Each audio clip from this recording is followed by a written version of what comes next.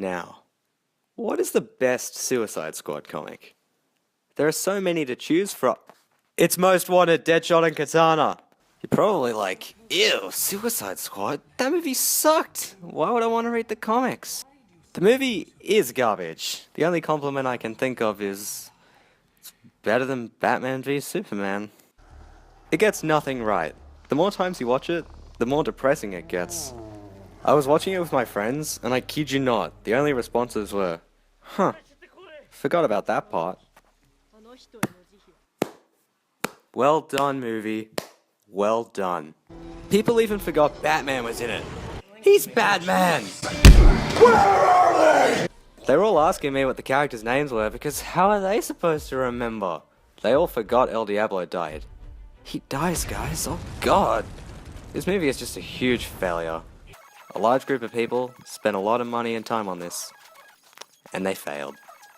But you know what didn't fail? This comic. What if I told you nothing you hate about the film exists at all in this comic? I'm serious. Now, pacing issues exist in the New 52 run. Harley Quinn being annoying exists almost everywhere. But here, in this comic, nothing, my friend. Nothing. This comic isn't trying to be funny all the time. It takes itself seriously, but it's not too serious to the point where it's preaching the holy word of God and expecting you to follow along. It balances the tone well. It knows it's a Suicide Squad comic and acts accordingly. And when it does make a joke, the jokes are funny. Comics are never funny. And the jokes come from team banter, not Harley Quinn saying something random. There are no pop songs. It's impossible. Even if they wanted to put them in, they couldn't. It's a comic book. The villains are matched well with the heroes. We don't have regular people against a witch for another time period. You have your team of varying skill against enemies that match that skill. So sending in the dudes that you're sending in makes sense. So, what's this comic about? It's actually two comics. It's two parallel stories set at different times that you alternate between. One story is about Tatsu Yamashiro, also known as the superhero Katana. Now, have you ever seen a picture of her somewhere? Or seen her in a movie or animated show and wondered, who is Katana? This is Katana. She's got my back. Yeah. She can cut all you in half with one sword stroke, just like I know. mowing the lawn. Like, stop. I know what she can do. Her. I know what she can do. I mean, who she is. What motivates her? What is her past? What is behind that mask of hers? This story follows Katana's first meeting with the Suicide Squad. She has to defend a city from these people called the Cobra. This story is super comic bookish. It's quite lighthearted and gets pretty crazy sometimes, but it never feels like too much. It knows the boundaries of what it has set up, and it keeps to that. It's cheesy, but it doesn't care. There's a part where they dress up as Cobra agents, and Captain Boomerang wears his beanie over the top of his mask, and you don't even question it. This comic is the best Katana solo comic ever written. There is only one other, and it sucked. These comics are extremely character-focused for Suicide Squad stories. You really see how compassionate but tough Tatsu is. You'll realize that this character exists in the movie too, just you don't see enough of her for it to really come out. And it'll just disappoint you when you watch the movie again and you're like, Katana, do something. Why isn't she doing anything? Now you're probably wondering, does she steal any of them souls? Now I can confidently tell you, no. She kills a lot of people though. However, we only see one actually go into the sword, but hey, one's better than none. Remember how the movie version never did anything? Well, she wears the movie costume for the second half of this, so you can just pretend it's canon. Use your imagination. I don't want to say too much, so you can just go into this comic blind. There's a cat in there and it's pretty cute. Or should I say, cool. The other story is Deadshot. Now this story is a hell of a lot darker than the Katana story, but it knows its boundaries. When it switches back to this story, you don't feel like there was a huge change in tone, even though there was. This is something the comic does consistently great. Despite there being two stories, being told at the same time with two different creative teams in charge of each, they flow to and from the other so seamlessly. You will arrive at a cliffhanger in the Deadshot story and be like, well, time to go to bed, But then you'll hit the Katana story again and get really into it. And then when that ends on another cliffhanger, you'll be ready for more Deadshot. And then you'll get no sleep. Another thing, this is 6 issues. It's the perfect length. But whoa, you can't tell 2 stories with only 6 issues. My friend, the issues are 40 pages long, not 20. You're getting 2 comics for the price of 1, mi amigo. Let's compare this to the current run of Suicide Squad, that only has 20 pages per issue, and decides to tell 2 stories at once. Doesn't work out, does it? Neither story feels like it's progressed anywhere. Here, though, this is the stuff. Now, the Deadshot story is about Floyd Lawton, who has family troubles, and there's another Deadshot out there, and plot ensues. This plot has more components than the other one, so I won't go into it as much. You know what other plots have lots of components? Shakespeare. This is bloody Shakespeare, mate. That's it. If you go into this expecting Will Smith, you're going to be blown away at how deep a character like Deadshot can be in the right hands. And maybe you'll agree with me that his casting was completely wrong. Some Suicide Squad comics have trouble balancing relatable main character with bad guy. To this comic, it's a piece of cake breeze through the park. You start to wonder how nobody else is able to do this right, because this comic makes it look so easy. I really don't want to spoil this comic. It's so good. It has like 3 stars on the DC app. That is a load of crap. You can listen to them or me. Come on. The art looks gorgeous. It's so beautiful. I think even if the writing sucked, which it doesn't, it would still just make whatever comic it was attached to better. In other comics, Deadshot's costume looks stupid. There's a metal part that all comes together to cover his groin. It's so dumb. But oh my god, does he look like a badass in this!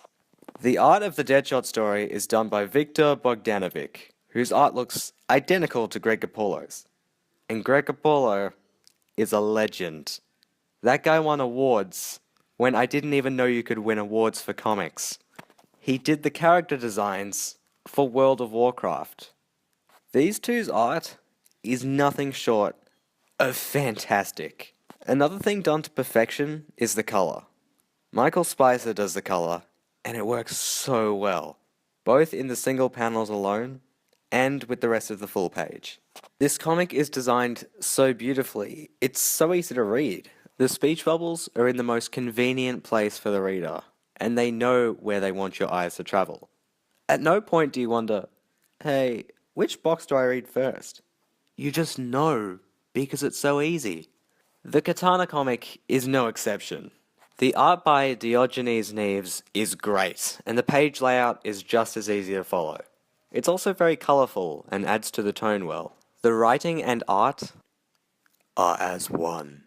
And in both comics, look at Floyd's moustache. It's so good. I would kill 5 people just to touch it.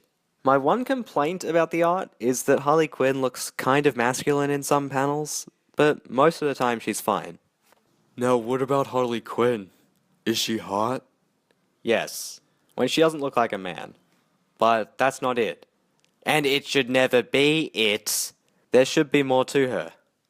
And there is. She is genuine and talks like a normal person. But she's still herself. She never comes off as annoying or as just a female Deadpool. In fact, when other characters find her annoying, it's kind of funny, because you're like, yeah, Katana, I know what you mean. She's a good character, and her screen time, panel time, is managed very well. She's not up front center, because that's not and never was where she belonged. In a supporting role, she is much stronger and much more likable.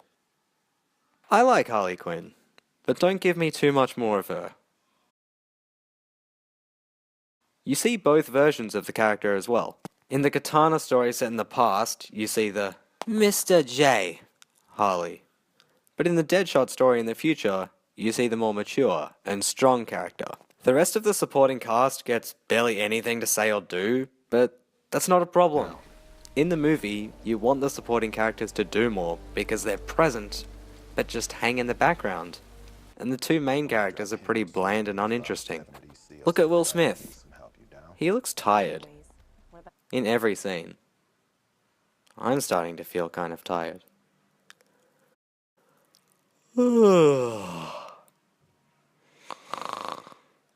But here, Katana is enough. This is her story, and you're here for her. You don't want to see Captain Boomerang throw more boomerangs. That's not what's important. You don't want Cheetah to cut up and kill more people. You want to see where Deadshot and Katana's stories go, and where they're going to end. While you read this, you think to yourself, this would make a damn good movie. And then you get to the end of the issue and see the ads and you're like, oh yeah, they tried that already, didn't they? I've talked quite a bit about how this is better than the movie. Why? You know the movie sucks. What's the point? How does this hold up compared to other Squad stories? I'll tell you. This comic has active protagonists, where every other story has passive protagonists. By that I mean, the characters here are making choices that drive the story, instead of the story being driven for them. You'll be amazed at the difference this makes. So, why am I promoting this comic? Because nobody has read it! Have you picked up the Rebirth run, wondered how this series could possibly get even stupider, and just wanted some good Suicide Squad content? It's right here! It was here the whole time!